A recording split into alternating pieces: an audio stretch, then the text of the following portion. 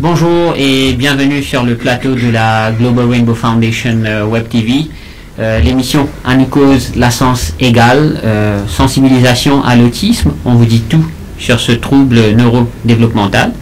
Nous avons le plaisir d'accueillir sur ce plateau Johan Balancy, qui est coordinateur du CEDAM, service d'évaluation et de diagnostic de l'autisme à Maurice.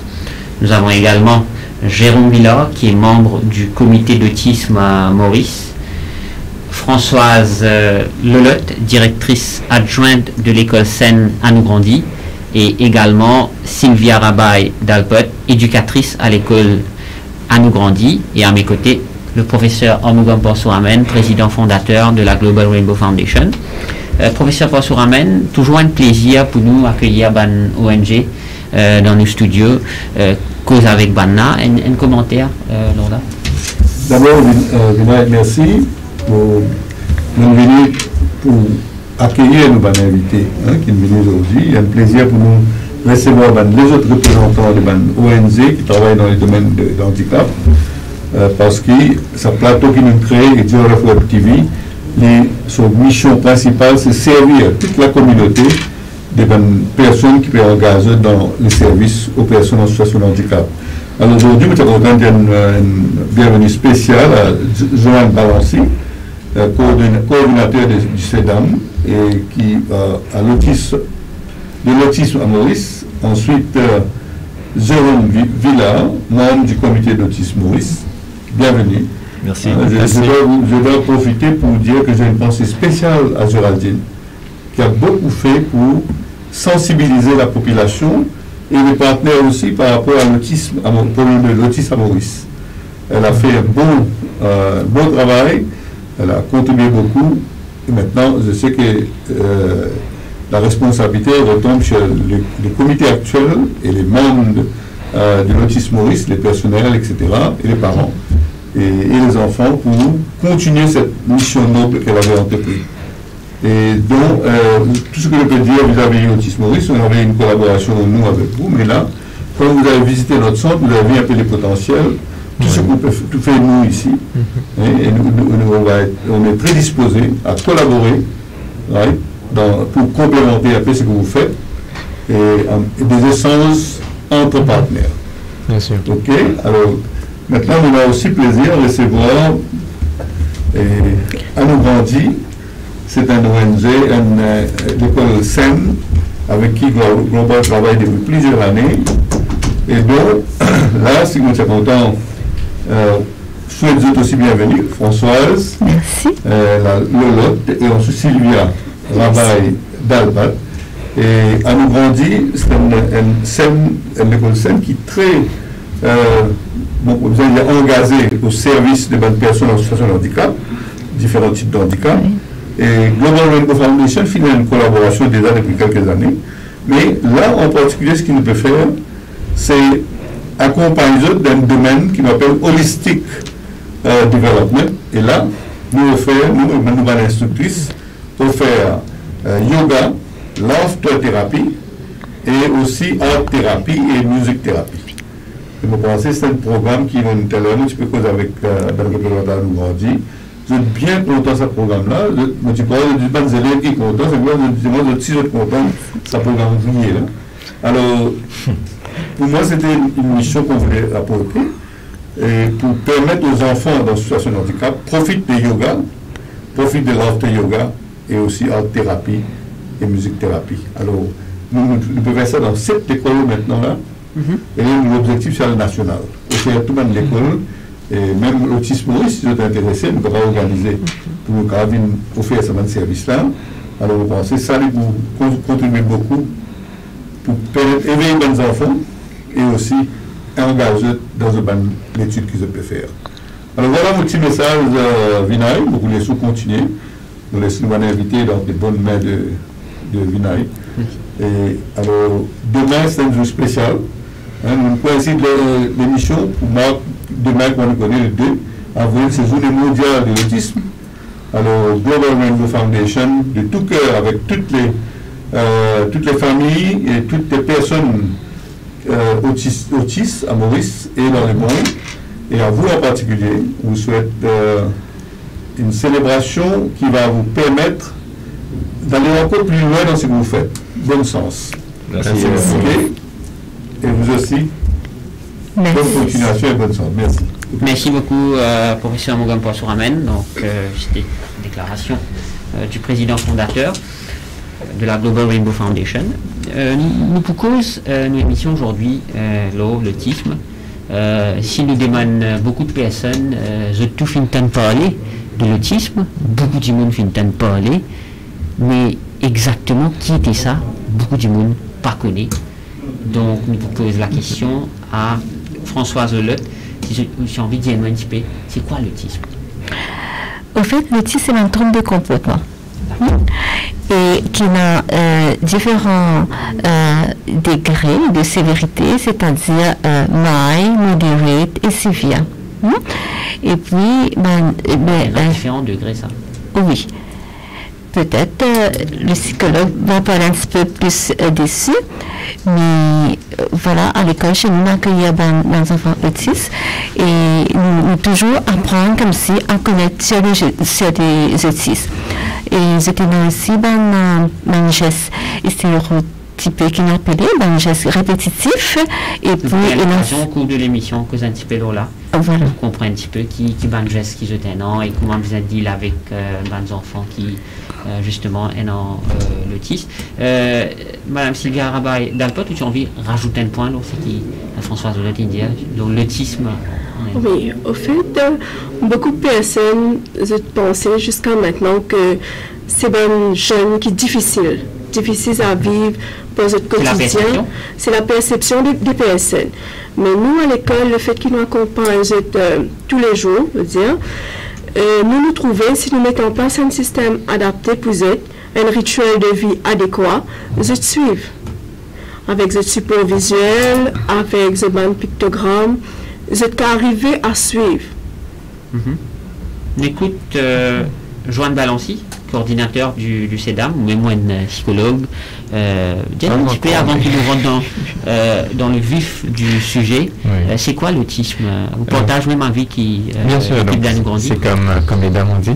Et en même temps, ce qui est important de dire, c'est que beaucoup de personnes croient que l'autisme est une maladie. Alors là, c'est complètement faux. Donc l'autisme n'est pas une maladie. Donc l'autisme, il y a un trouble du neurodéveloppemental.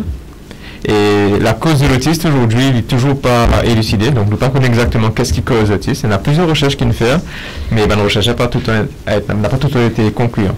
Comme c'est la même façon pour dire, ok, ça cause ça, donc c'est à cause de ça que l'enfant est autiste. Mais est-ce que c'est inné ou soit il est possible qu'il y ait un enfant vit autisme à l'âge de 5 ans, ou soit c'est quelque chose qui est inné? C'est inné. L'enfant, il est né autisme. Et jusqu'à toute sa vie pour autiste. Comme madame a dit, donc il y a plusieurs degrés de sévérité. L'enfant peut-être quand il est petit, en tout cas trouvé sévère, diagnostiqué sévère, mais arrivé à un moment de sa vie, l'enfant il peut gagner un degré un peu plus léger, peut-être un peu, on va dire, quasi léger, on va dire. Mais l'autisme, il peut toujours là. Mais c'est un enfant qui n'est pas filmé avec l'autisme, il n'est pas possible pour qu'il gagne l'autisme à l'âge de 5 ans, 6 ans, voire 7 ans. Non, c'est né autiste et ça va rester toute sa vie. Mais écoute, Jérôme Villard, qui est membre du comité d'autisme à Maurice, bien sûr, on aura l'occasion de parler de l'autisme à Maurice, mais avant tout, vous voulez rajouter un point sur l'autisme? Écoutez, tout d'abord, merci de nous inviter, de nous donner la chance de pouvoir en fait parler de l'autisme donc dans le cadre de la journée mondiale. Tout ce qui a pu être dit sur l'autisme, c'est effectivement la méconnaissance des personnes et j'entends ces dames-là bien connaître les différents troubles. Donc c'est bien un trouble du développement, c'est pas une maladie, comme disait aussi Johan. Je rajouterai simplement une chose, qu'elle touche 3 domaines dans le développement. C'est un trouble du développement de l'enfant. Donc le premier domaine, c'est tout ce qui a trait au social. Donc vous allez voir des enfants qui sont plus ou moins retirés, ils veulent rester seuls, ils n'interagissent pas avec d'autres enfants, d'autres parents, avec les parents, donc ils sont dans leur coin. Le deuxième domaine qui touche le trouble du développement de l'enfant, c'est la communication. Donc ils vont être plus ou moins non-verbaux, Ils vont parler ou baragouiner, beaucoup de difficultés dans le langage. Et le troisième point, le troisième domaine dans le développement qui marque l'autisme, c'est tout ce qui a trait au comportement. Donc vous allez avoir des enfants, dans la mesure où ils ne peuvent pas forcément s'exprimer, vont réagir. Donc ils vont se mettre à crier, ils vont se mettre à s'automutiler parfois, pour dire qu'ils ne sont pas contents. Et ça, c'est perçu pour des personnes qui ne connaissent pas l'autisme comme une mauvaise éducation, etc. Mais c'est juste leur difficulté à s'exprimer, parce qu'ils sont autistes qu'ils en arrivent donc à ces gestes-là. François Zelotte, dis-nous un petit peu, l'école a nous grandi, qui je te fais, combien d'élèves je t'ai cause un petit peu l'école. Voilà. L'école a nous grandi, premièrement, existé, ça fait 23 ans de cela. Cette année-ci, ça fait 23 ans. Et justement, l'école a été fondée par une famille, la famille pour nos amis, Gina et Rama, qui était une fille autiste, et puis j'ai réalisé qu'il n'y a aucun lieu, pas aucune place que est capable de recevoir une éducation adaptée pour elle. À ce moment, je mets en place l'école a grandi, et voilà, l'école commence par cette fille ainsi, qui maintenant l'école a 23 ans, et à ce jour-là, nous avons 76 élèves. 76 élèves, mais il y a des enfants de différentes situations de handicap. Donc, il y a des enfants de différents qui ont différents handicaps. Donc, voilà. Dans les 76 élèves-là, combien d'élèves là donc il y en a Et autistes là, cette année-ci, il y a 8 élèves autistes à l'école. 8 lots 76. 8 lots 76. Dans différentes classes. Sylvia Rabaille d'Alpot, ou éducatrice à l'école à nous grandi, comment la directrice adjointe Françoise de Pédia, nous avons 8 élèves, dont 76 qui ont l'autisme. Quelle différence vous notez dans votre comportement, dans votre interaction, comment Jérôme Villard lui-même peut mentionner qui un problème de comportement, de communication, d'interaction sociale, qui je noté au niveau de ces enfants-là? Alors, moi, en tant qu'éducatrice, me trouve, mon carrière, ça fait 19 ans cette année-ci, de carrière, à l'école à nous grandi. Et moi, d'après, comme si, ma propre observation, me trouvais que c'est vrai. Quand vous êtes petit, vous êtes arrivé que nous, ça les enfants-là, vous êtes parents vraiment pas connus qui peuvent faire. Et vous n'êtes pas capable d'exprimer, vous n'êtes pas connus, les enfants-là, ils pleuraient, ils tapent sur la tête par terre, ils roulent par terre, ils peinent aucun lieu que tu es capable de socialiser. Et si c'est apporte en société, des fois, là, regarde avec un autre regard. Et ça, il est bien peiné pour un parent. Et quand vous êtes venus que nous à l'école, première affaire qui nous était, c'est un trouble de comportement, comment nous aider. Alors, nous mettons en place une activité qui est capable d'aider. Et comme à l'école, chez nous, on a plusieurs activités comme la musique, nous avons le yoga, nous avons art-thérapie, nous avons toutes ces affaires-là pour capable d'aider ces jeunes, ces enfants-là. Et au fur et à mesure, nous travaillons avec l'étroite collaboration des parents. Parce que sans ces enfants-là, les parents ne sont pas capables de faire grand-chose pour ces enfants-là. Donc, dans une classe, le fait qu'ils étaient déjà dans une école, allons dire mainstream avant, et puis ils arrivent que nous, ils étaient habitués avec plusieurs enfants dans une classe. À ce moment, quel âge qu'ils viennent et non, qui viennent à 6 ans, et non 12 ans. Parce que chez nous, nous accueillons des jeunes et des petits de 6 à 21 ans. L'école, c'est de 6 à 21 ans. Et il est réparti en 3 bâtiments différents. Et c'est d'après l'âge qui nous classe devant le bâtiment. Et d'après nous aussi. Parce que n'oublions pas, il y a des enfants qui sont capables d'autisme, mais ils ont fait, comme nous faisons PESAP, comme on dit à grade 6, qu'ils ont fait l'examen, ils ont passé, ils sont à l'ailleurs. Mais est-ce que ces élèves-là, ces 8 élèves-là, est-ce qu'ils ont aussi interagi avec les autres élèves qui sont en situation de handicap? Oui.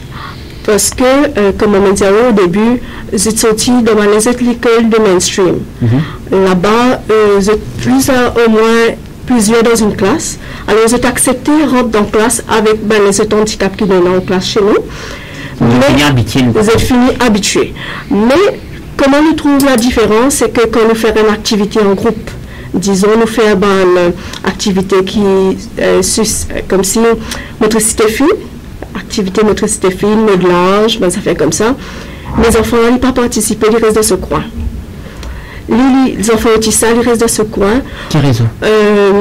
Comme si ils n'ont pas envie de participer parce qu'il y a un trouble quelque part. Et c'est à nous, à ce moment, rassurer, amener doucement vers l'enfant. Alors, ce qu'il nous fait, c'est qu'il nous, disons, les narcisses dans le coin de la classe, nous prenons les autres enfants, nous venons vers lui. Parce que nous connaissons, il n'est pas pour venir vers nous, c'est nous qui allons vers lui. Mais comme si, tout en sachant qu'il n'est pas supposé envahir l'espace, parce que des fois, il en virait seul aussi. Comment dire, nous pas imposer, mais doucement, doucement, c'est un gros travail qui nous fait petit à petit. Même 2 minutes, les narcisses et quelques Vous créez un lien de confiance avec l'élève? Nous créons un lien de confiance. Même pour 2 minutes, il est assis dans une classe, juste pour gribouiller une petite affaire après les réels de ce coin, pas de souci. Demain un petit peu plus, après demain un petit peu plus, mais c'est un long travail, à long terme, pour qu'il est capable d'assister dans un groupe de 5 minutes avec les autres élèves. C'est ça. Nous pouvons l'occasion de rentrer un petit peu plus dans les détails. Nous pouvons écouter Joanne Balancy, coordinateur du CEDAM. Dis-nous un petit peu qui je te fais au niveau CEDAM et c'est quoi exactement? C'est un service d'évaluation et de diagnostic de l'autisme à Maurice. Que je travaille commencé et qui rôle je tenant? Exactement. Donc le CEDAM, c'est justement le service d'évaluation et de diagnostic. Et donc nous sommes, généralement, nous hébergés par Welkin, par l'hôpital de Welkin à Moka. Et nous fonctionnons que 2 fois par semaine, donc les mardis et les mercredis. Donc le parent téléphone nous, par exemple, s'il a envie de gagner un diagnostic pour son enfant, donc il nous remarque de troubles, il nous remarque différents, on va dire, difficultés de l'enfant, peut-être côté communication, ou même peut-être côté tout ce qui est un comportement peut-être. Donc là, le parent nous téléphone, nous contacte, nous mettons un rendez-vous pour le parent. Et une fois que le parent vient pour le premier rendez-vous à Welkin, au CEDAM, donc là, nous pouvons poser bonnes questions justement par rapport à l'enfant, son développement et en même temps s'il est scolarisé, s'il n'est pas scolarisé et comment ça se passe à l'école. Et par rapport à ça, nous faisons aussi bonne observation de l'enfant. Nous posons le parent un questionnaire comme si qui est justement spécifique sur l'autisme. Après, si nous trouvons que l'enfant il a un trait de l'autisme, nous pouvons dire aux parents là, voilà, l'enfant présente quelques traits. Nous pas pour dire que l'enfant est autiste dès le premier rendez-vous, non. Nous dire que voilà, l'enfant présente quelques traits et maintenant il est temps pour faire, comme si vous donnez notre rendez-vous faire son évaluation. Le jour de l'évaluation, donc on fait tout ce qu'il y a à faire comme si pour l'évaluation. Donc ce sont des batteries de tests qui nous servent, qui utilisaient bien sûr international. Donc une fois que l'évaluation est faite, nous faisons un rapport et ensuite nous pouvons remettre aux parents. On peut dire évaluation, c'est-à-dire qui je t'évalue exactement? Donc nous pouvons évaluer justement les 3, comme si différents tests qui nous ont. Il y a un test qui est pour faire l'évaluation du profil sensoriel de l'enfant, parce que l'autisme, il est aussi, on va dire, les enfants autistes ont aussi un trouble au niveau sensoriel, donc tout ce qui est touché, le goût, la vue, donc tout ce qui est un peu tout ça. Donc c'était un peu justement des soucis par rapport à ça. Peut-être certains n'ont pas trop trouvé la lumière, comme si la lumière agace. Il y en a beaucoup justement pour trouver que le bruit les agace, donc c'est tendance à boucher les oreilles. Donc nous faisons justement une évaluation là aussi, le profil sensoriel. Et cette évaluation, c'est fait par notre ergothérapeute, le thérapeute, parce que ces dames nous travaillent avec une équipe pluridisciplinaire. Donc il y a le psychologue, il y a l'ergothérapeute et il y a moi-même. Donc justement, donc ça c'est côté ergothérapeute. Ensuite le psychologue, il y a un test spécifique à faire pour voir si l'enfant est dans le spectre de l'autisme ou pas. Et en même temps, si on voit si l'enfant il présente des difficultés intellectuelles ou pas. Donc ça c'est les différents tests qui nous viennent. Par rapport à ça, toute bonne observation, tous les tests, nous fait un rapport. Et à ce moment-là, le parent le rapport et nous guide aussi vers les différentes thérapies si jamais l'enfant a besoin. Très bien. Nous avons l'occasion aussi de rentrer un petit peu plus dans le détail. Nous écoute Jérôme Villa, qui est membre du comité d'autisme Maurice. Dis-nous un petit peu dans ce comité-là, comment vous fonctionnez et quel est votre rôle ce comité-là? Je rajouterai un point à Johan et à ce qui a pu être dit. Ce qu'il est important de comprendre sur l'autisme, c'est que plus tôt, l'enfant va être diagnostiqué, donc on va s'apercevoir que cet enfant-là a des difficultés, des petits signes. Donc, Johan parlait de se boucher les oreilles. On parlait aussi de rester dans son coin, etc. Dans la communication. Plutôt, il va pouvoir être pris en charge et se développer. Exactement. Puisque c'est ça qui est important. Donc, l'enjeu du CEDAM, c'est vraiment de détecter, et on invite d'ailleurs tous les parents qui ont des enfants sur lesquels ils ne comprennent pas trop et qui présentent justement les signes qu'on vient de parler, mais je pense qu'on aura l'occasion de revenir peut-être sur des détails. Il est important de venir de consulter et en tout cas de contacter pour faire ce diagnostic, ce qui permettra à l'enfant de mieux se développer et d'acquérir beaucoup plus d'autonomie durant toute sa vie, si je peux dire ça comme ça. Hein? Vous travaillez en collaboration avec les autres organisations, ONG, CEDAM ou À nous grandir Alors, pour répondre à votre question, donc, moi je représente le comité, donc on vient d'être élu, mais ça fait 9 ans qu'on est dans l'association, j'avais déjà aussi faisais partie dans le comité. Aujourd'hui, le comité dans une ONG, il est là surtout pour donner la vision, c'est-à-dire de voir comment on va pouvoir évoluer, apporter des solutions à l'autisme pour nos enfants, mais aussi pour tous les enfants à Maurice.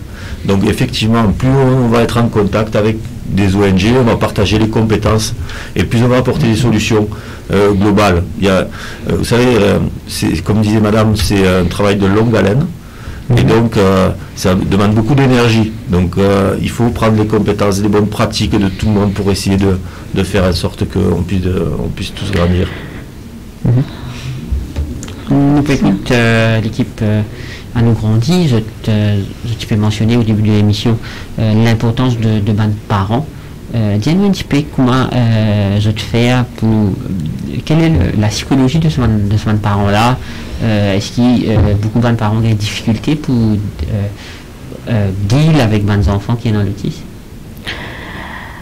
Bien sûr, comme si quand je n'étais pas au courant, vraiment, ces enfants, ils souffraient de quoi à ce moment-là, comme si j'étais bien en difficulté, et surtout quand je peinais une place, surtout pour qu'ils ces enfants, comme s'ils gagnaient un lieu que tu es capable d'épanouir, que tu es capable de rencontrer les autres, que tu es capable d'apprendre. Ça, c'est un souci, c'est parce que quand parents-là, ils viennent à l'école, ils viennent avec toute cette angoisse, toute cette peur. Nous, premier, comme si à ce moment-là, nous rassurons parents-là, que comme si il y a une place là, qu'on explique l'école qu'ils mettent en place, mais afin de mettre en place, comment l'enfant est accueilli à ce moment, les rassurer. Et puis au fur et à mesure, ils trouvent comme si comment l'enfant développait le développement de l'enfant à l'école par rapport à l'activité qu'ils mettent en place pour les enfants, que les enfants ont développé et à ce moment-là, les parents sont plus rassurés à ce moment-là. Mais vous remarquez que les parents ont beaucoup de misinformation sur l'autisme? Oui et non. Comme si au fur et à mesure, il y en a beaucoup qui se mettent en place. Par exemple, un psychologue, un parent, il a une rencontre avec un psychologue, que c'est comme s'il y a beaucoup de renseignements. On a un suivi avec un parent aussi. Nous avons un suivi avec un parent. Là, à l'école, en ce moment, il y a un counselor qui accompagne un parent et aussi les enfants. Et ça aide énormément. Parce que le travail qui est fait à l'école, ça continue à la maison. Parce que sans la collaboration des parents, la tâche devient un petit peu difficile parce qu'il y a des choses qu'on met en place pour le développement de l'enfant et que ça doit continuer à la maison. Donc le counselor, comme s'il fait un suivi et nous gagne la collaboration des parents et nous travaillons ensemble en collaboration. Et puis c'est plus possible aussi pour les parents parce que les parents, comme si c'est plus rassurés. Sylvia Rabaille d'Alpet, ou une éducatrice à l'école À nous grandir, ou aussi interagir avec les parents? Oui, nous avons la chance de rencontrer les parents parce que là, il y a une réunion qui nous fait avec les parents et nous avons la chance, comme si, pour avec eux, nous aussi, nous avons vécu un petit peu la maison. Parce que ce qui les enfants-là, avec les parents-là, ils vivent à la maison et ce qu'ils vivent à l'école n'est pas pareil. Et puis, ça permet nous, quand nous interagissons avec mes parents, là, comme si le moins petit un progrès que l'enfant fait, c'est un acquis pour les parents et pour la prof aussi. Un exemple, si un enfant il vient à l'école, il a 5 ans, il passe aux toilettes, il pas comme passe aux toilettes, il met de couche, il encore met de couche. Et nous, le fait qu'il nous fait une toilette training à l'école, arrive un moment de l'année ou un an, après un an, il réussit à se coucher à la toilette, ça c'est un acquis, c'est un gros travail derrière. Et comme ça, petit à petit, nous avançons. Nous mettons en place des affaires comme si pour l'autonomie des enfants. Plus vers l'autonomie, le comportement et la socialisation. Donc l'autonomie aussi très importante. L'autonomie, oui, l'autonomie vestimentaire, comment s'habiller, se déshabiller. N'oublions pas, nous avons des enfants qui pas qu'on habiller, pas qu'on déshabiller, boutonner ses vêtements et toilette training aussi. Puis comment s'asseoir à table pour manger, comment prendre sa cuillère pour manger. Ça aussi, nous fait à l'école. Donc c'est un gros travail qui c'est un gros travail. Et plus être tôt à l'école, plus ça aide. Parce que comme on a dit, comme le monsieur vient de dire, si je rentre à l'école, 12 ans, 13 ans, et maintenant je peux faire toilette training pour un petit peu de temps, mais nous pas dire nous pas pour faire lui, non, nous faire lui, mais comme si pour l'avancement de l'enfant aussi. Préférable qu'il ait une bonne heure, oui. Une bonne heure. Oui. Mais qui je très marqué dans c'est-à-dire la réaction de l'enfant. Comment il réagit à sa training qu'ils ont donné là? L'enfant est réceptif? Écoutez, moi je suis éducatrice. Alors, c'est pas gagné d'avance pour faire un enfant aller aux toilettes. C'est pas facile. Facile du tout pour retirer comme si les couches pour faire aller aux toilettes. Nous avons un superviseur qui nous servit pour montrer lui d'abord le poil de toilette, montrer lui que de toilettes trouver d'abord. Première étape, c'est montrer où sont les toilettes. Deuxième étape, c'est on va aller aux toilettes. Et ça, il peut durer peut-être 1 semaine, 2 semaines. Troisième étape, les étapes du toilette. Ça veut dire comment on retient nos vêtements, on baisse nos pantalons, nos robes. Comment on peut retirer la couche si je mets de couche ou si je suis à la toilette, comment on peut assis sur les chaises. Et puis, après, qu'est-ce qu'il faut faire? Après, quand on a terminé, on tire la chasse d'eau, on sort, on se lave les mains, on prend le savon, on se lave les mains. Tout ça, besoin bien expliqué. Tous affaires, besoin bien spécifique. Avec picto ou sans picto, mais c'est répétitif. Et dans les détails, et puis l'heure aussi compte. Si c'est à 10 heures qu'on passe aux toilettes, c'est à 10 heures. Pas à 10h02, 10h03, non, c'est à 10 heures. Le petit, s'il a compris, c'est à 10 heures, on passe aux toilettes, ce sera à 10 heures. C'est un dans le programme. On fait que les outils étaient dans le rituel de vie. Un enfant, normalement, dans l'air qui y a la toilette, enfin, l'air spécifique, nous verrons. Mais les outils étaient dans le rituel de vie bien spécifique, qui, tout le monde a fait besoin bien ordonné. Ça veut dire, si nous besoin pas se toilette, il est capable pas comme get l'air. Après l'assemblée, disons, nous prenons un petit peu dans le sensory garden, ou nous prenons un petit break. Juste après ça, nous supposons à la toilette. Il comprend ça comme ça. Ça veut dire, au fur et à mesure, il gagne nous confiance. À 10 heures, nous-mêmes, nous pouvons commencer à vers la toilette, comme si vers les toilettes. Mais c'est comme dire, nous pas amener, il crée un souci pour lui-même, parce que il n'est pas accepté qu'il, comment dire, nous casse sa routine. Il y a un rituel de vie bien spécifique qui besoin respecter. C'est ça qui est arrivé avec l'autisme. Rituel de vie qui besoin respecter, on partage ça à la village, Jean aussi. Exactement. Donc c'est vrai que les autistes donnent beaucoup comme si on va dire une routine qui besoin respecter, que tous les jours ils besoin pareil. Et là, comme si les enfants par exemple, si jamais on casse sa routine là, donc c'est la frustration, c'est on va dire un comportement un peu agacé, en colère des fois, donc il y a des enfants qui peuvent être violents, donc tout ça, ça peut être juste à cause d'une chose, un petit quelque chose dans sa routine de tous les jours. Nous sommes capables de comprendre qu'il y a une routine au niveau pour manger, pour, je sais pas, pour les télévisions, mais même pour la toilette aussi, vous avez même pour la spécifique. Exactement. Et là même un notice par exemple, pour une activité spécifique, vous allez faire spécifiquement pareil tout le temps. Par exemple, pour prendre le bain, si vous allez comment prendre le bain, ensuite vous allez faire A, B, C, D, pendant les étapes du bain, mais un coup on a fait exactement, ça c'est au milieu d'une étape, donc vous trouvez que l'enfant, les cas vous allez bon, on va reprendre le bain encore, parce que le bain n'a pas été pris pour lui, parce qu'on va dire que sa routine est cassée et ça peut frustrer l'intérieur. Ouais. Oui, tout à fait. En fait, bon, après, chaque enfant réagit différemment, puisqu'on a expliqué qu'ils avaient des degrés différents, des troubles différents. Mais ce qu'il y a de clair, enfin, donc moi je suis papa d'un enfant autiste. Donc ce qu'il y a d'important, ce que vous disiez aussi sur la partie progrès, même la petite chose qui est gagnée, il va le conserver. Et ça, par exemple, l'enfant, je sais que quand on fait un trajet en voiture, au départ, il faut passer toujours par la même route. Dès lors que vous avez changé pour l'amener à l'école, parce qu'il y a un embouteillage ou quoi que ce soit, il commence à crier parce qu'il s'est dit où je vais. Donc même jusque dans le transport, donc dans la façon de faire, dans tous les petits gestes de la vie qui nous paraissent, nous, on le fait instinctivement. Parce que pour nous c'est logique, on va appuyer sur le bouton.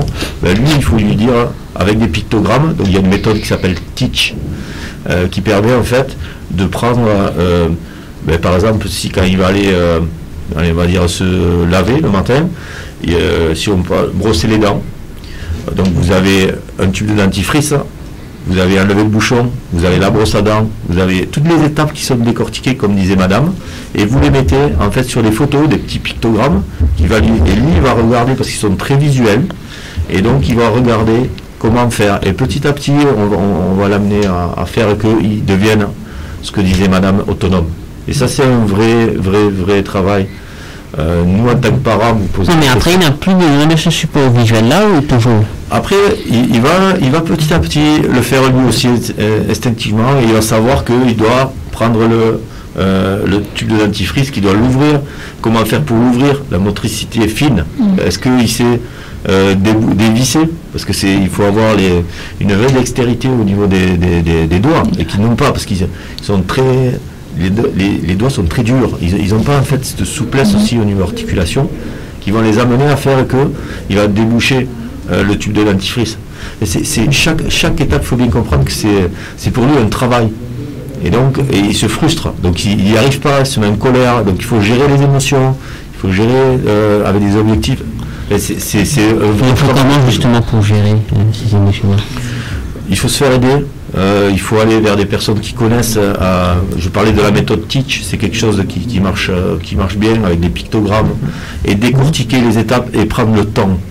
Ça demande beaucoup d'investissement de s'occuper d'un enfant autiste pour l'amener à faire que demain il puisse être autonome. Parce que maintenant en tant que parent, notre but c'est ça. Nous ne sommes pas éternels. Je me reconnaissais très bien. Je pense qu'il y a des auditeurs qui écoutent, qui sont parents. Lorsque vous parliez d'avoir la chance d'avoir une structure qui accueille nos enfants, parce qu'on ne sait pas, il ne peut pas être scolarisé, il va rentrer dans une classe, il va mal se comporter.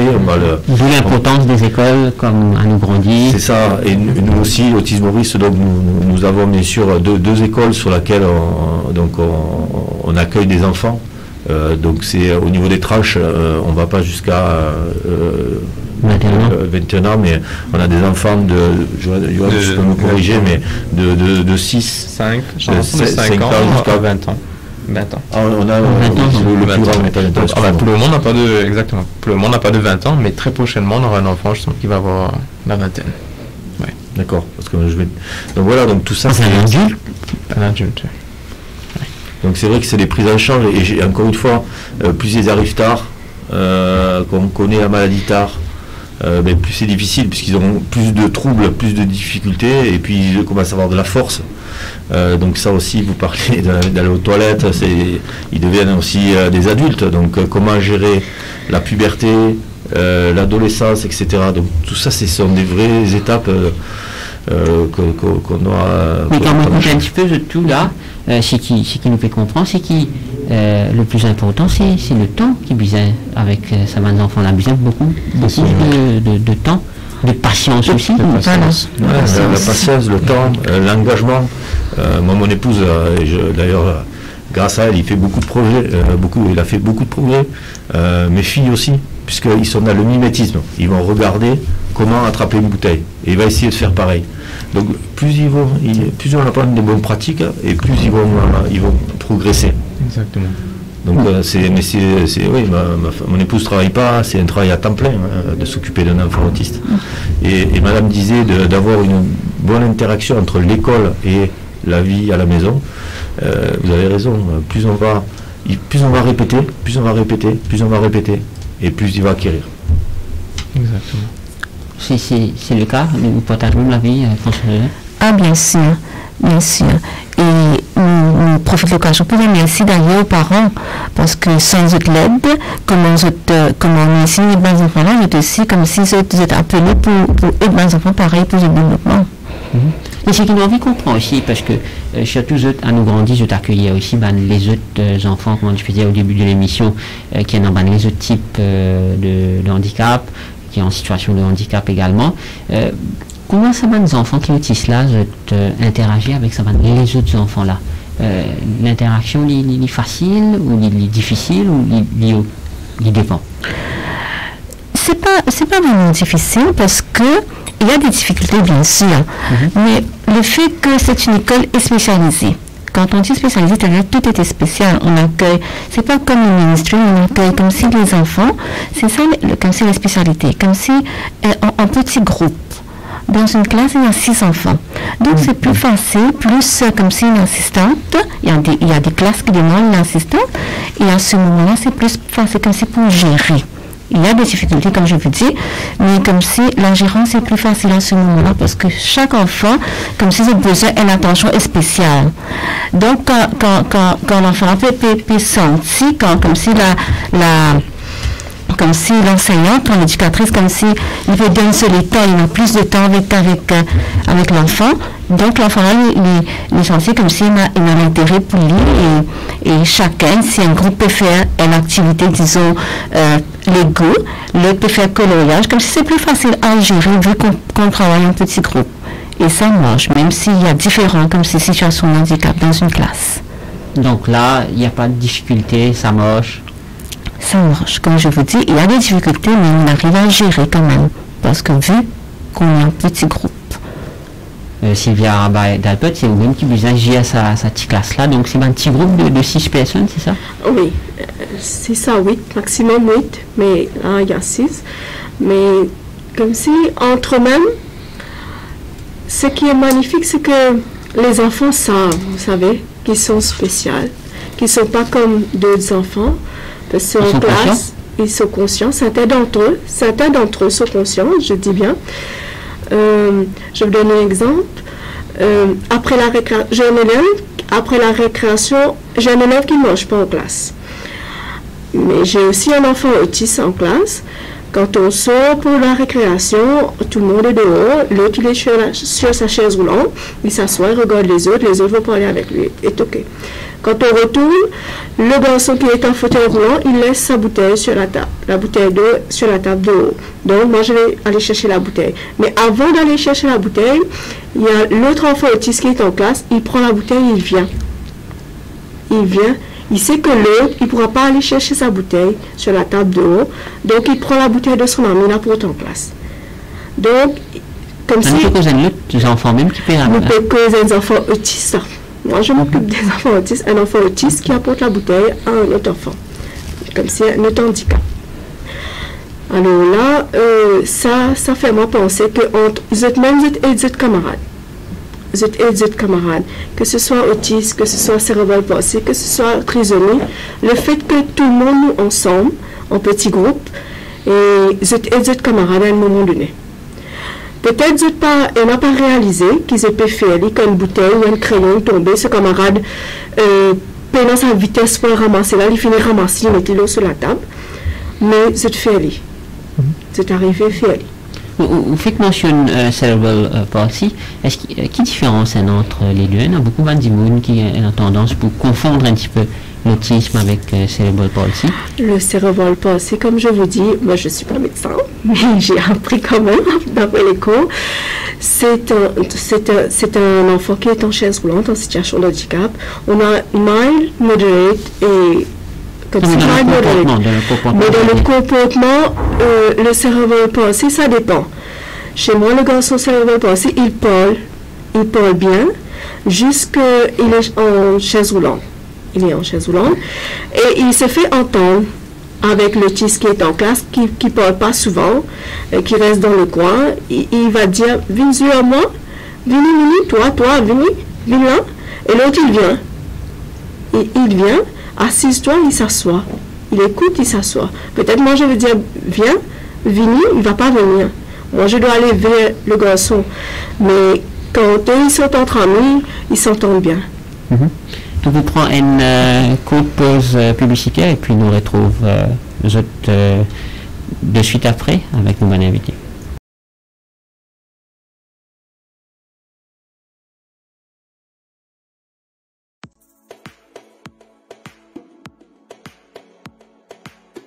Tu connais qu'il y a un dépistage et un moyen efficace pour détecter une maladie dont l'éco-bonheur?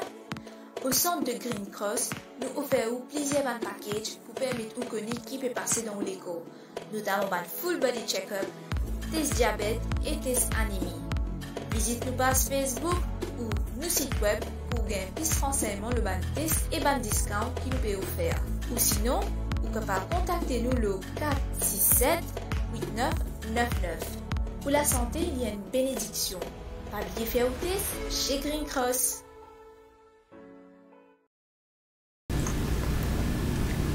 Donc voilà, merci. Nous reprend l'émission à nous cause la science égale. Moi, je tout connais, nous peut cause l'autisme. C'est un trouble neurodéveloppemental. Jérôme Villa, au début de l'émission, tu peux cause l'enfant autiste. Comment quand si jamais habitué prend la route pour l'école, si sans sa trajectoire-là, il est capable d'être mécontent. Mais ce qui nous vient aussi noter, est-ce que vous êtes d'accord avec ça, que le sens de l'observation de l'enfant est quand même assez faux. Parce qu'il y a beaucoup de enfants, je n'ai pas trop attaché l'importance, je ne sais pas combien qui trajet prend, dans la tête pour venir arriver à l'école. Mais là, nous quand même noté que le sens de l'observation de l'enfant autiste est quand même assez impressionnant. Oui, tout à fait. En fait, ça mêle deux choses. Madame parlait de pictogrammes. C'est parce qu'ils ont une mémoire visuelle très forte. Donc ils vont travailler par rapport à ce qu'ils voient. Donc ça, c'est le sens de l'observation et ils vont apprendre beaucoup. C'est pour ça que la méthode Teach, comme je redisais tout à l'heure, permet de bien faire progresser les enfants parce qu'ils ont des images. Et les images, donc, ils vont arriver à les traduire. Et la deuxième chose, c'est effectivement le rituel. Ils sont habitués toujours de faire les mêmes choses. Donc ils vont arriver, si vous mettez une bouteille ici et regardez ici, il va dire non, moi elle est là. Et donc il va crier, il ne sera pas content. Et c'est la même chose pour les trajets. Donc ils se repèrent. Ça leur permet aussi d'avoir ce confort et la sécurité. Il n'y a pas de changement. Ils n'aiment pas les changements. Dès lors qu'il y a un changement, ils vont se mettre dans une position de peur et donc de crainte et donc ils vont réagir. Oui, à nous dire qu'il y en a qui pas capable de faire autrement et qu'il y a un changement. Dans ce cas-là, comment bien faire pour expliquer à l'enfant que ce changement-là est important ou il est obligatoire? Alors, c'est une situation d'urgence, le petit va crier, il va falloir essayer de le rassurer. Maintenant, petit à petit, c'est un travail aussi qu'il faut faire avec lui.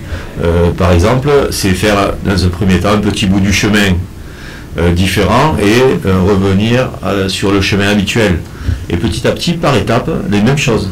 Tous les jours, il faut faire un petit bout de chemin. Tous les jours, il faut faire un petit bout du chemin pour qu'à la fin, il voie que quand on part, de l'école pour arriver jusqu'à la maison, peu importe le chemin qu'on va prendre, dès qu'il va dans la voiture, il va être rassuré parce qu'il sait qu'il va retourner à la maison.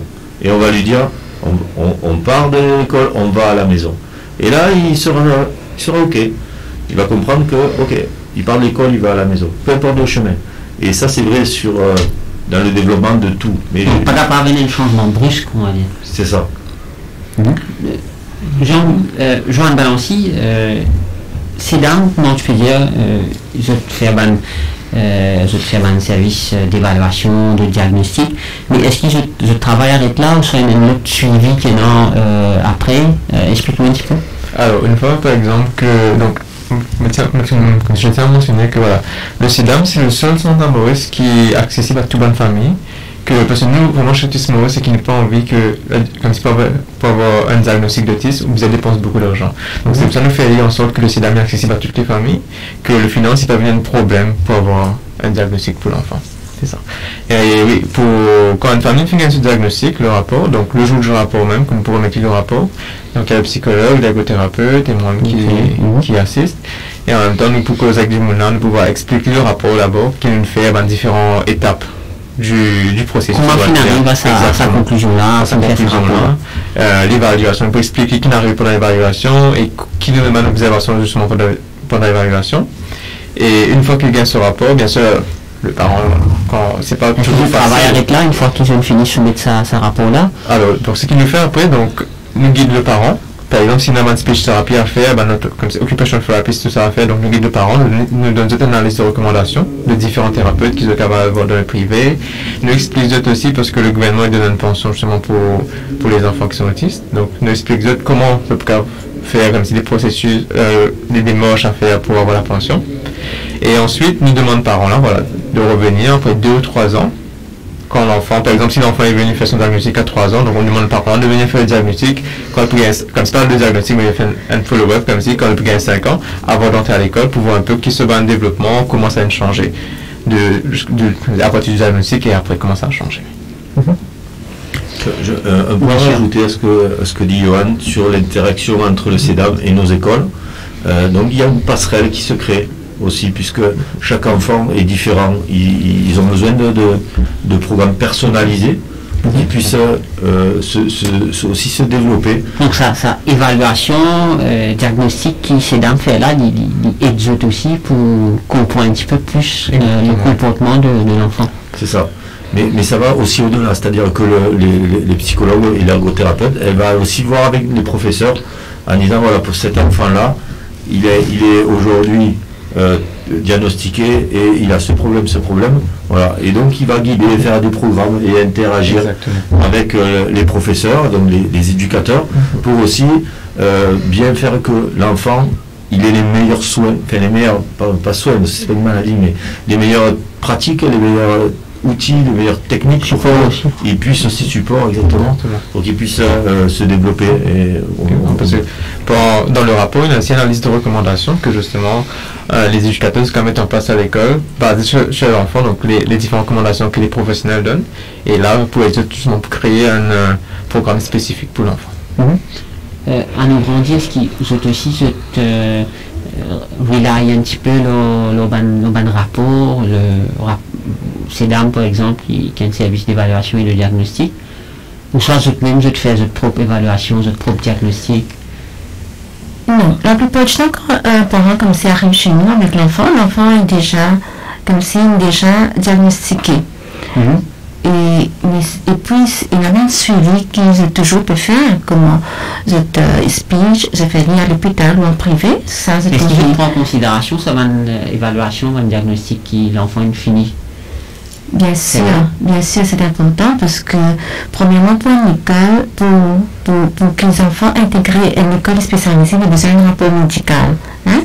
Le Sénat, comme si, maintenant, il y a le Sénat qui prend en charge dans l'école spécialisée, l'enfant a besoin d'un certificat médical qui, comme si, certifie qu'il a besoin d'une éducation spéciale. Donc, bien sûr, il est important pour nous. Et à l'école, on a une occupational therapist qui, comme si, il continue à ce moment-là, comment ça, il fait bonne activité avec les enfants, il continue dans thérapie aux enfants qui aident à ce moment-là. Récemment, nous avons une émission que nous faisons une cause inclusive education, l'importance. Est-ce qu'ils ont pensé pour un enfant autiste, nous capables cause inclusive education, il est plus facile pour eux interagir avec dans une école on nous dit qui pas spécialisée, qui mainstream, il est plus compliqué. C'est un petit peu compliqué parce que, comment nous dire, comme si les enfants, comme si c'est des enfants qui ont besoin d'une attention spéciale. Parce que quand on peut gagner à l'attention spéciale là, c'est à ce moment-là au lieu que vous êtes capable de développer, parce qu'il n'est pas oublié, vous êtes une disabilité, mais aussi vous êtes une habilité, beaucoup, vous avez besoin que ça, vous êtes potentiel. C'est ça, un potentiel-là qui a besoin, comme si par rapport à ça, un potentiel-là, et de développer plus. Mais quand vous ne vous sentez pas à l'aise dans une classe, que il y a plusieurs enfants, à ce moment, au lieu de développer, c'est capable de plus renfermer. Et ça n'a pas aidé. Donc, nous cause inclusion, oui, mais comme si, maintenant, côté d'école... L'inclusion est dans ce bas de limite aussi. Évidemment, bien sûr. Mais à moi, si, comme si dans mon école, dans mon mainstream, comme si il y a une personne comme si qui qualifiée. Oui, qualifiée pour comme si dans toutes les écoles, il faut être comme si il y a une formation spécialisée. Bien sûr, à moi, si il y a une personne spécialisée pour accompagner ces enfants-là dans une classe mainstream, à ce moment-là. Vous aussi, j'ai pensé qu'il est possible ça, l'inclusion. C'est une question comme ça qui est posée moi, de tous les jours, tout le temps. Donc, c'est quelque chose que nous voulons, en fait. Avoir justement une société inclusive, que les écoles, que les enfants autistes, par exemple, comme on disait tout à l'heure là, les autistes, donc c'est un spectre. Donc, il y en a pas d'autistes justement qui va dans le mainstream. Il y en a pas d'autistes qui, on va dire, qui est un peu plus sévère. Donc, mais ceux qui peuvent aller dans le mainstream, mais pourquoi pas aller dans le mainstream et avoir une éducation comme tout le monde, on va dire. Oui. Bien sûr, avec l'attention que je t'ai dit. Exactement. Des fois, il y a un AVS les AVS sont les assistantes de vie scolaire. Donc, un AVS qui peut justement accompagner l'enfant à l'école pour aider l'enfant à faire ses bonnes activités, ses bonnes devoirs, tout ça. Donc, oui, c'est pourquoi pas. En fait, on a beaucoup parlé des troubles, puisqu'on a beaucoup donné, je trouve, un côté un peu noir. De l'autisme. Je pense que c'est important par rapport à l'occasion que vous nous donnez de parler, de vraiment expliquer ce que c'est réellement l'autisme. Maintenant, l'autisme, et un autiste a toujours des points forts. Et ils sont souvent il faut les comprendre. Madame parlait de potentiel. Il y en a qui vont être forts dans l'art, il y en a qui vont être forts dans la musique, il y en a qui vont être forts dans les chiffres, il y en a qui... Et là, je ferai allusion au film Rayman, où tout le monde connaît que il y avait une capacité à compter, qui gagnait beaucoup d'argent au casino. Ça aussi, c'est une forme d'autisme. Donc, c'est ce qu'on appelle les Asperger. Nous faisons partie, Autisme Maurice, du pôle autisme Océan Indien. Donc, c'est le regroupement de Autisme Réunion avec Autisme Seychelles, Mayotte, Madagascar, Rodrigue. Et donc, on a notre parrain qui s'appelle Joseph Chovanec, qui en fait est un autiste Asperger.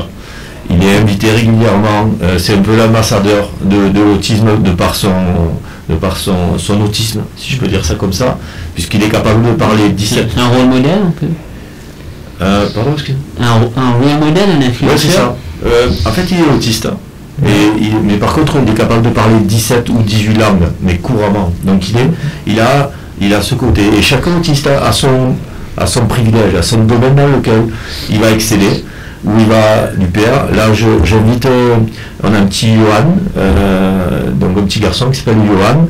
Sa maman, elle a posté, ça va être relayé sur notre Facebook, des peintures. Et en fait, il a trouvé son chemin. Il s'est mis à peindre et il est capable de peindre des tableaux qui vont être exposés ce week-end.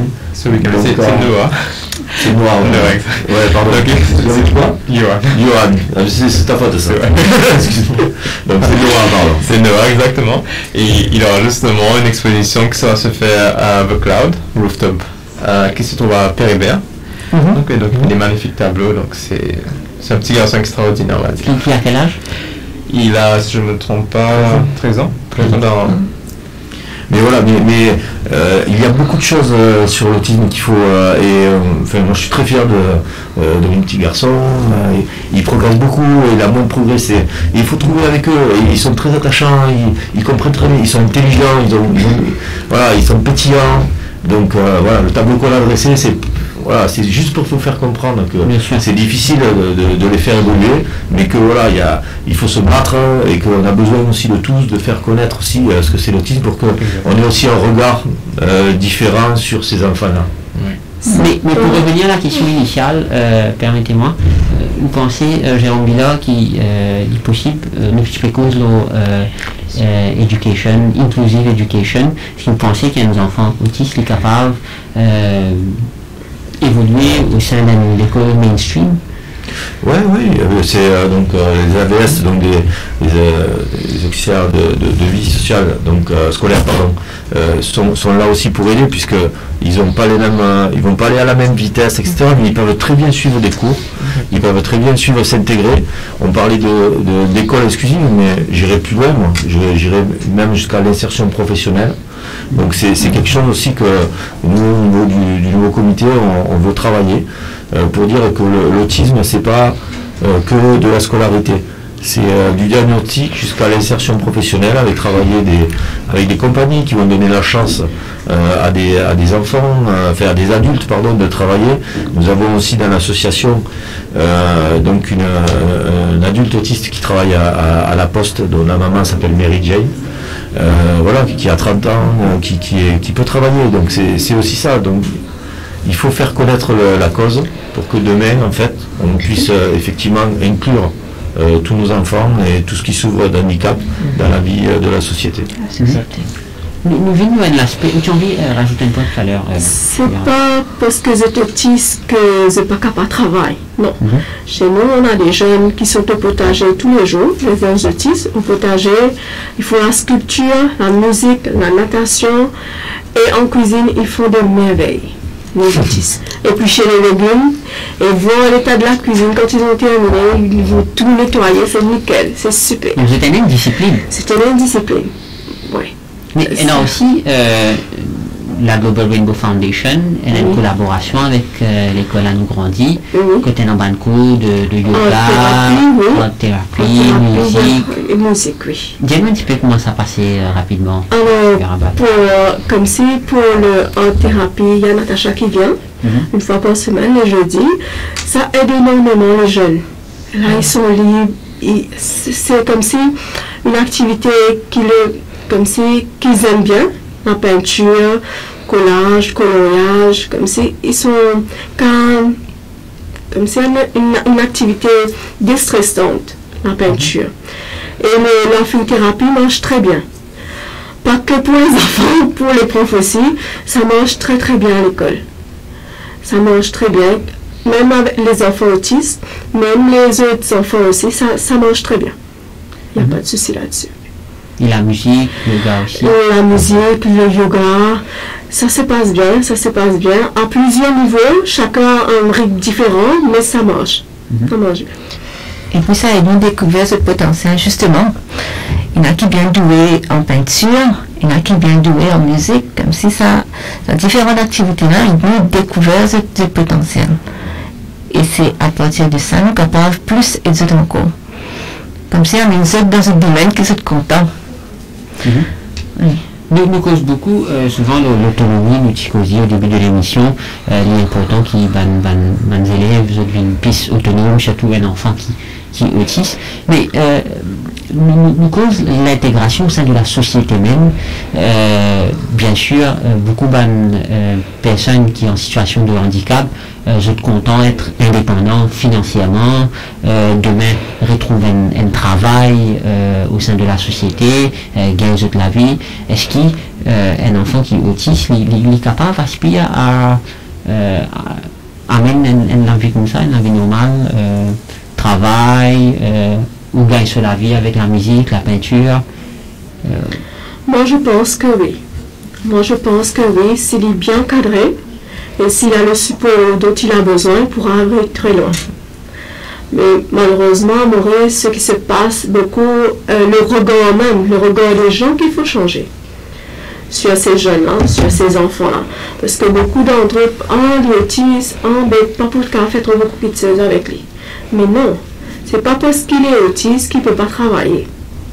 Il faut donner la chance, leur encadrer, leur donner la chance et voir le potentiel. On ne peut pas juger qui bloquent un petit peu le des autres, oui.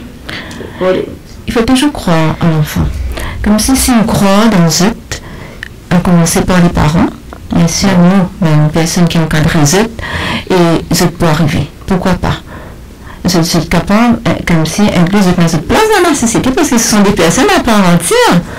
Bien sûr. Mais bien sûr, et je suis capable, bien sûr, commencer à gagner un bon encadrement, nous croire dans eux, et bien sûr, c'était notre place dans la société. Vous partagez ma vie? Exactement, mais c'est sûr. Aussi? C'est sûr, exactement.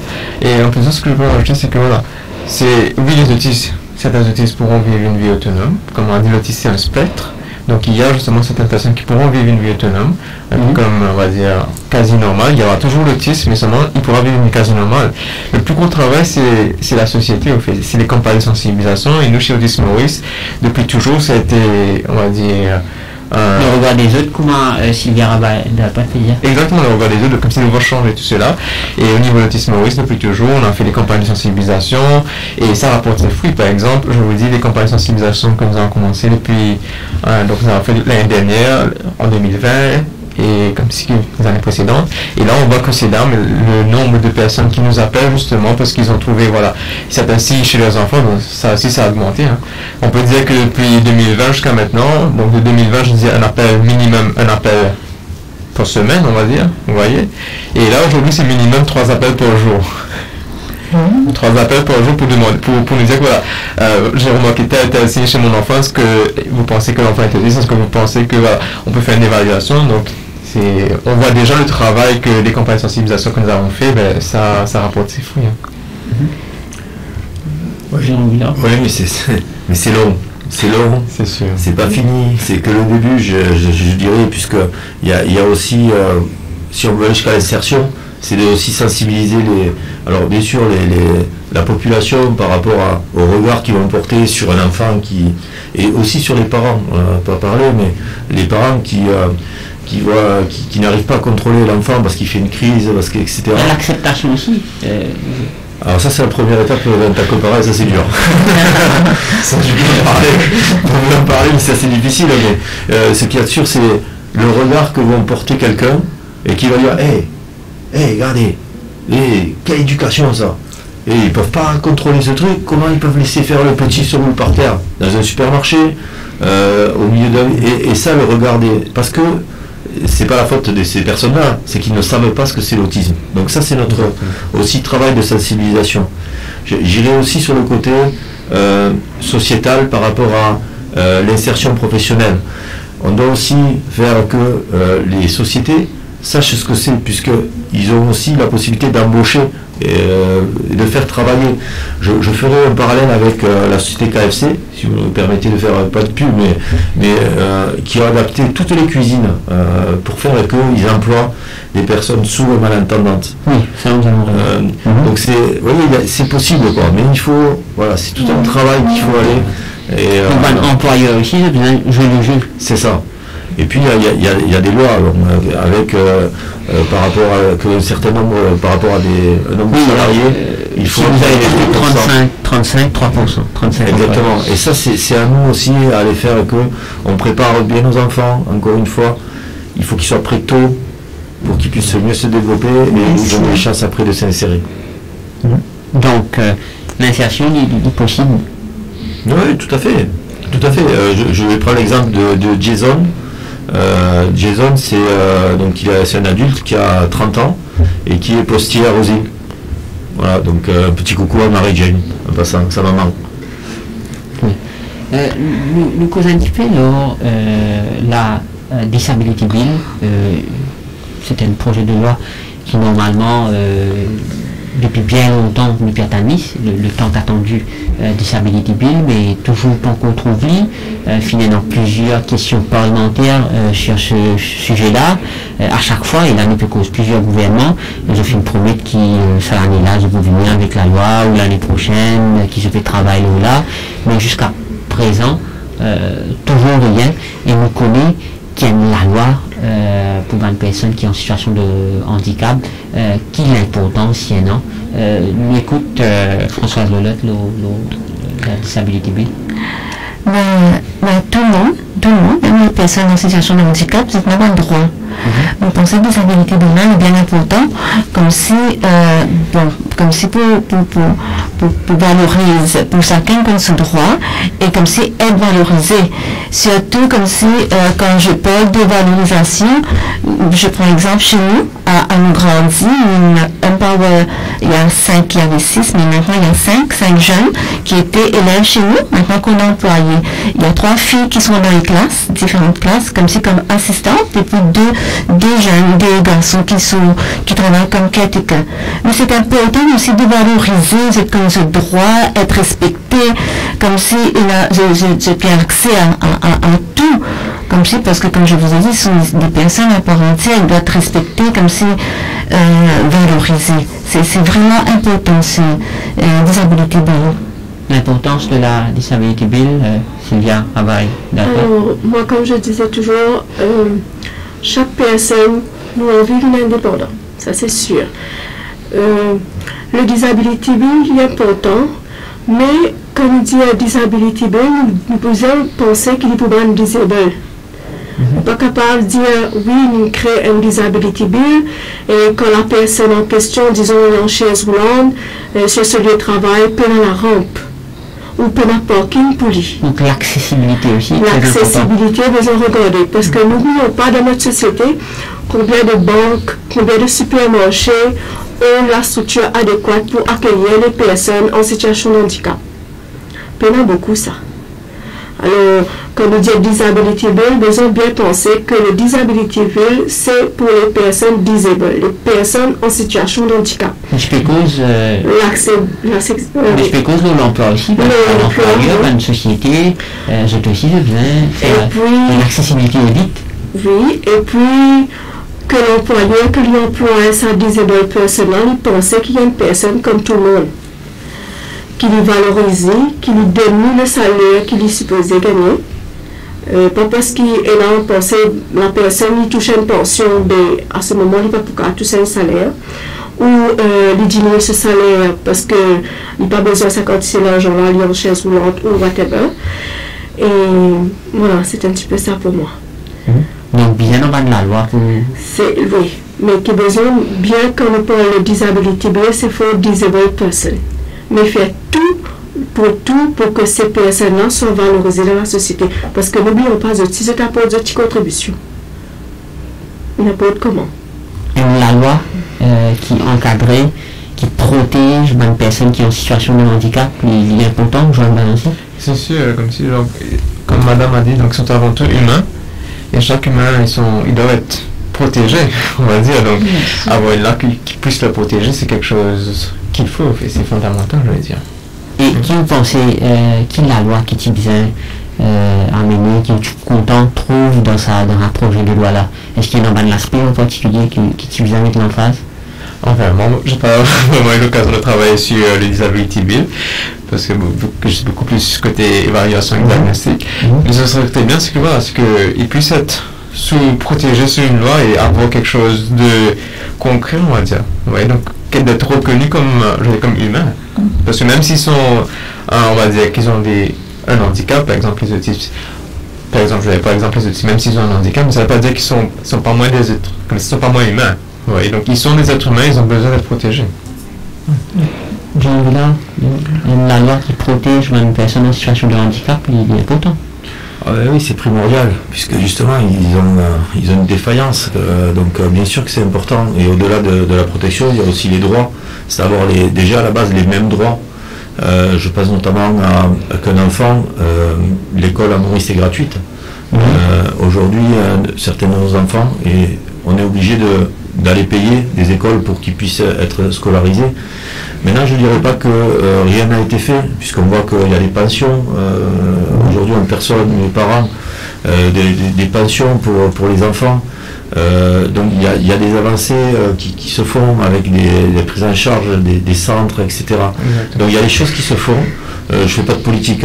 Il ne faut pas, vous savez, entre la politique et la sensibilité par rapport à des causes, il faut être très prudent. Oui, il ne faut pas politiser le débat. Exactement. Mais pour autant, c'est vrai que nos enfants et plus largement les handicapés ont besoin d'avoir donc une protection, des assistances. Je rejoins aussi madame sur le fait que c'est un projet sociétal. C'est des supermarchés qui font respecter les places de parking. Il y a une chaîne de supermarchés que je ne citerai pas pour des raisons publicitaires, mais par contre qui une journée, le mercredi, il me semble que ils mettent de la musique dans leur grand hypermarché pour faire que les enfants autistes et les autistes puissent venir faire leurs courses, puisque comme disait Johan, ils sont très sensibles donc au bruit. Et donc ils mettent des musiques apaisantes pour les autismes. pour les autistes, pardon. Vous voyez, ce sont des gestes, mais qui facilitent une prise de conscience. C'est ça, qui facilite les choses, la vie pour l'handicap. Et bien sûr, on doit protéger les handicapés et bien sûr et leurs droits. Parce que comme une fois, ce sont des êtres humains et tout le monde a le droit à la dignité et au respect. Mais qui se peut attendre, je vous pose la question à tout le monde ici présent sur ce plateau, qui se peut attendre de la part des autorités? Qui se pensait le rôle des autorités était pour justement capable faire de sorte qui droit devant une personne en situation de handicap, il peut être bafoué, qu'il y a une protection, comment on peut dire, et là nous peut cause le ban enfants autistes qui méritent l'attention particulière. Qui veut attendre devant l'autorité? Nous écoute Françoise Lelotte tout d'abord.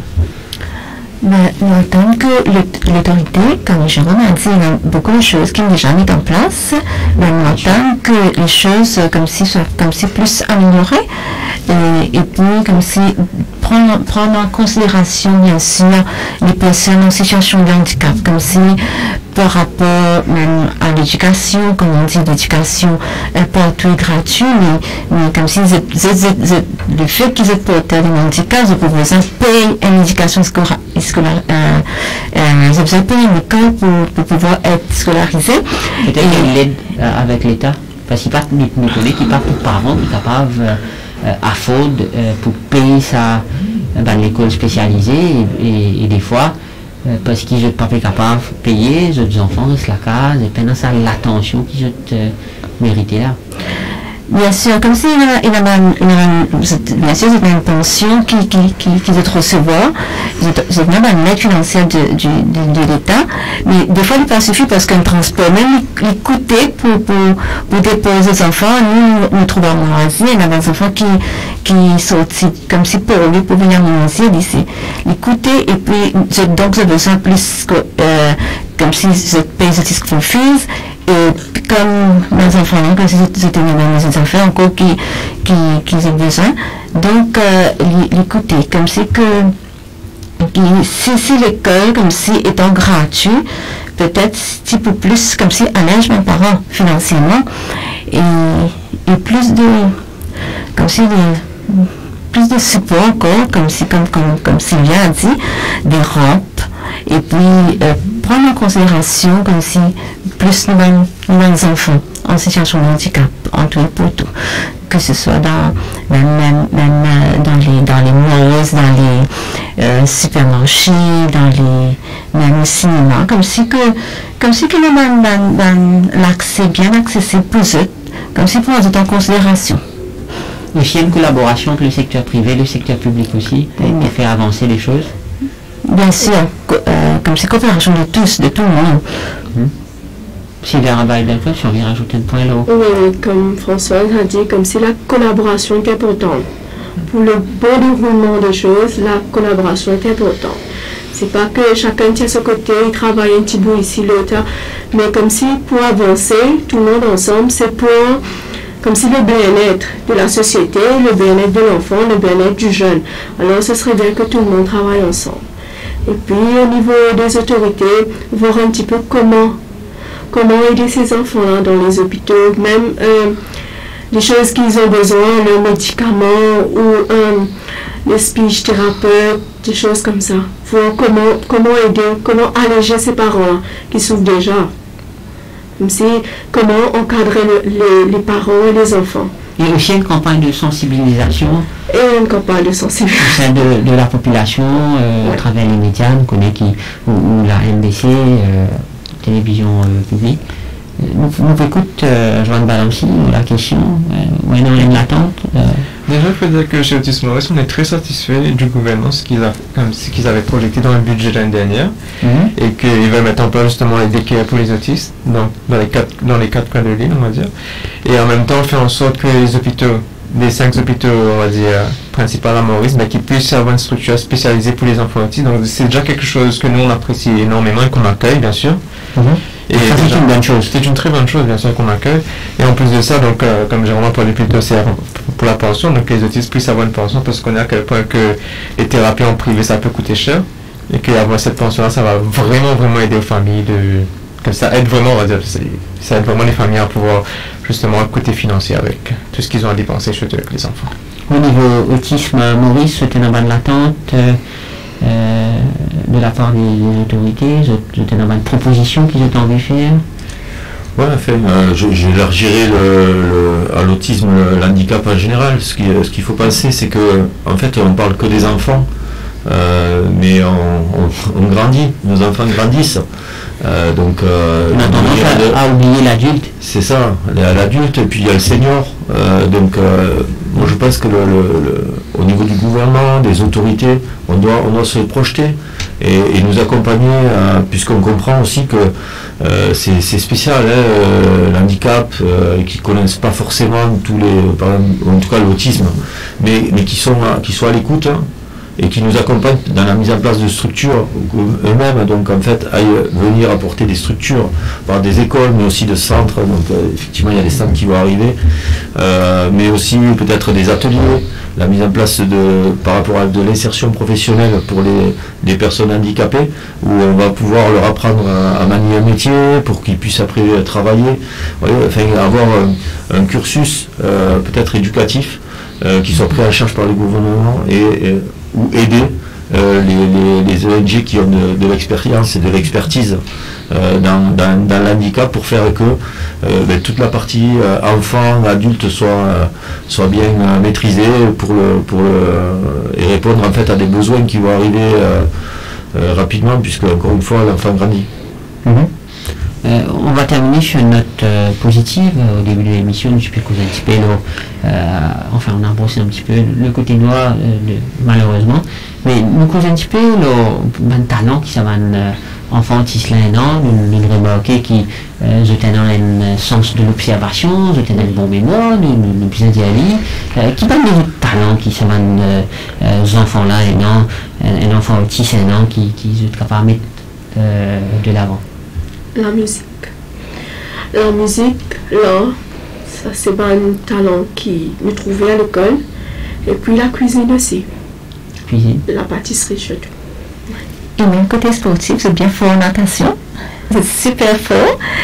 Et voilà, pourquoi pas inclure ça dans mon activité sportive au niveau de Maurice, bien sûr. Donc quand même représente mon pays.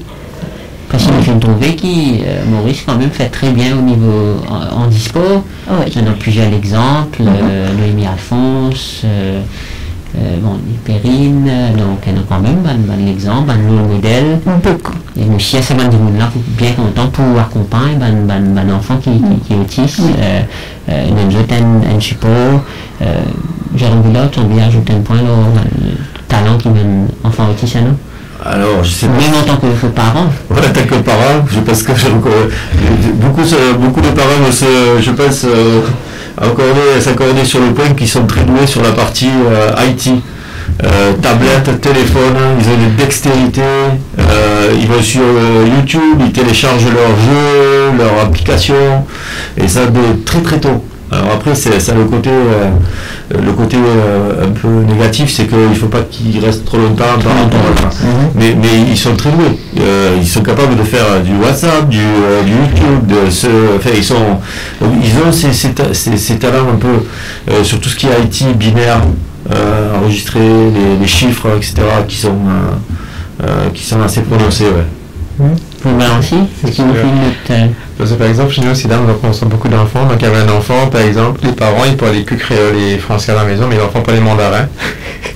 Donc, l'enfant a appris, donc justement, comme je vous disais, chez YouTube, donc l'enfant, ils apprennent, donc ils captent les différentes langues. Donc, c'est vraiment, c'était assez insolite, mais quand même. C'est quand même intéressant. C'est sûr. Parce qu'il peut dire, personne pas cause mandarin à la maison. Et l'enfant commence à compter en mandarin, mais c'est justement les vidéos qu'il voit sur YouTube, donc à force de regarder, l'enfant il va capter, il va apprendre. Dès qu'un sujet va leur plaire, ils vont s'investir à fond. Et c'est le message moi que je conclurai si nous devons en terminer, c'est qu'il faut trouver en fait son point d'intérêt. Et chaque enfant est différent. Dès qu'on trouve le point d'intérêt, il va trouver sa voie. Que ce soit dans les langues, que ce soit dans le sport, dans la cuisine, dans l'art, la musique, la peinture, enfin, etc. Donc c'est ça, en fait, notre rôle de parent, c'est de d'aller chercher avec l'aide des éducateurs et des thérapeutes quel est le point d'intérêt pour qu'ils puissent se développer et après ils vont très vite. Ils ont noté que chaque enfant est un différent point d'intérêt qui... Oui, regardez, par exemple, moi aussi, je connais Joseph Chovanec avec 18 langues, donc il apprend les langues de façon, en 2-3 mois, il est capable de parler, d'écrire la langue. Et nous parlons là, le cinéma aussi, il intéresse eux, de regarder des films. Oui, puis il y a des acteurs aussi, autistes qui ont commencé à faire des films. Voilà, c'est tout l'art, quoi, cinématographique, le chant, mais plus la musique, je rejoins madame. Mais c'est plus la musique, oui. Le théâtre aussi, c'est capable des affaires qui aident pour développer. Comme si moi, tout au long de ma carrière, j'ai vu que la musique, la natation et l'art. Le mot de la fin, Françoise Delotte? Le mot de la fin, je dirais que, en 2022, toujours et encore, il faudra changer le regard envers ces enfants-là. Il faut toujours croire, ils ont beaucoup de potentiel. Et il faut les accepter et les respecter au niveau de la société. C'est très partagé, comme on connaît. Comme on dit à l'école, we make disability become ability, ça c'est la mission de l'école. On espère avec le Disability Bill que les jeunes autistes, les personnes en situation de handicap trouveront aussi une chance à avancer doucement dans la société. Joanne Balancy. Donc je rejoins ce que Mme Françoise a dit. Donc c'est important. Donc on va continuer nos campagnes de sensibilisation parce que c'est quelque chose qui va durer et que on va essayer de changer, avoir une société beaucoup plus inclusive, beaucoup plus respectueuse, ce qui respecte aussi. Comme on dit chez nous chez Autisme Maurice, donc c'est différent. Ils sont différents, mais ils sont pas moins. Donc ils sont tous humains, ils ont tous des capacités à faire des grandes choses. Tous les autres bons talents, exactement. Bien sûr. Comme tout le monde. Comme tout le monde. Jean Bélard, le mot de la fin. Le mot de la fin, c'est qu'on est riche que de nos différences. C'est avec tous ensemble qu'on peut, qu'on se construit. On se doit tous le respect. On se doit tous de vivre ensemble. Et la différence, c'est une richesse. Et il y avait Joseph Chovanec qui était venu à un séminaire et il avait interpellé l'auditoire en disant: si vous étiez dans une classe d'autisme, qui serait normal?